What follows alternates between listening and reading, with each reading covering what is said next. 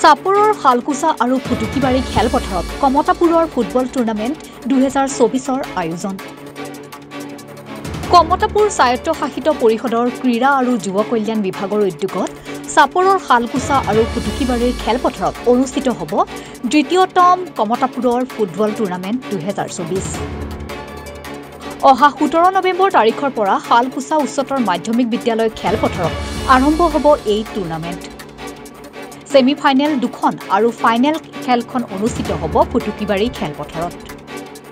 মুঠ 8টা দলে অংশগ্ৰহণ কৰিব উক্ত টুৰ্ণামেণ্টত।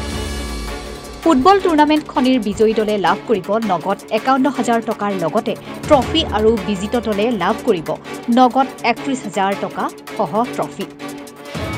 চাপৰত এক সংবাদমেল আয়োজন কৰি কমতাপুৰ ফুটবল টুৰ্ণামেণ্ট কমিটিয়ে এই কথা সদৰি কৰে। খেল পৰিচালনা কমিটিয়ে সমূহ ৰাইজৰ সহায় সহযোগিতা একান্তভাৱে কামনা কৰে। কমতাপুৰ অট'নমাছ কাউন্সিলৰ তৰফৰ পৰা দ্বিতীয়বাৰৰ কাৰণে কমতাপুৰ ফুটবল টুৰ্ণামেণ্টখন আমি আৰম্ভ কৰিবলৈ লৈছোঁ। খেলখন 8টা দলে অংশগ্ৰহণ কৰিব আৰু প্ৰথম 4খন খেল শালকুচা উচ্চতৰ মাধ্যমিক বিদ্যালয় খেলপথাৰত অনুষ্ঠিত হ'ব আৰু ছেমি ফাইনেল 2খন আৰু ফাইনেলখন ফুটকিবাৰী ঘুনঘুনি খেতা খেলপথাৰত অনুষ্ঠিত হ'ব। আৰু খেলখনত বিধানসভা এলেকাৰ অতি কমেও 3জন খেলুৱৈ নিজৰ বিধানসভা এলেকাৰ খেলুৱৈ স্থানীয় খেলুৱৈ হ'ব লাগিব। এইখিনি খেলখনৰ নিয়ম।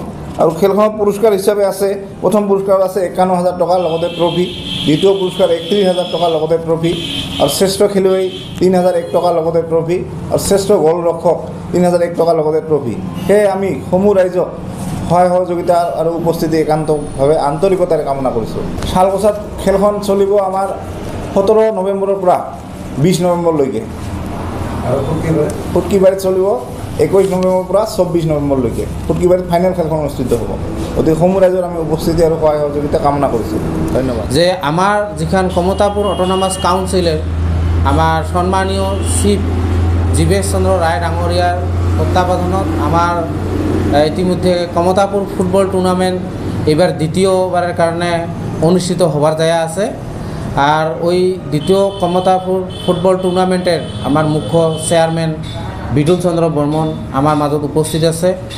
তো কমতাপুরবাসী রাইজক একটাই আহ্বান জানাম যে আমার এই খেলাখান অনুষ্ঠিত হব আইসা 17, 18, 19 আর 20 নৱেম্বৰ শালকুচাৰ আমাৰ খেলা বাখৰাত ওতে হ'ব আৰম্ভণিটা আৰু ক্লোজিংটা হ'ব 21, 22 আৰু 24 তাৰিখ ফুটকিবাৰী ঘুনুনি খেতাৰ মাঠত।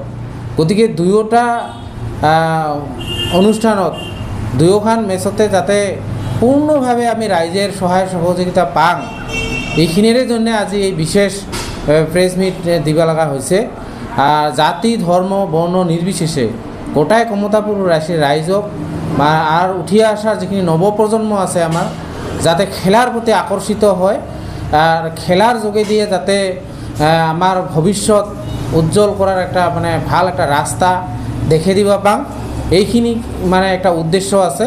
আর সেই জন্যে আমার কমতাপুরের যতগুলো উদীয়মান যুবক যুবতী আছে সবাকে যাতে এই খেলাখানত খুব সুন্দর করে যাতে পরিচালনা করার যাতে সহায় সহযোগ করে তার প্রতি আহ্বান থাকিল।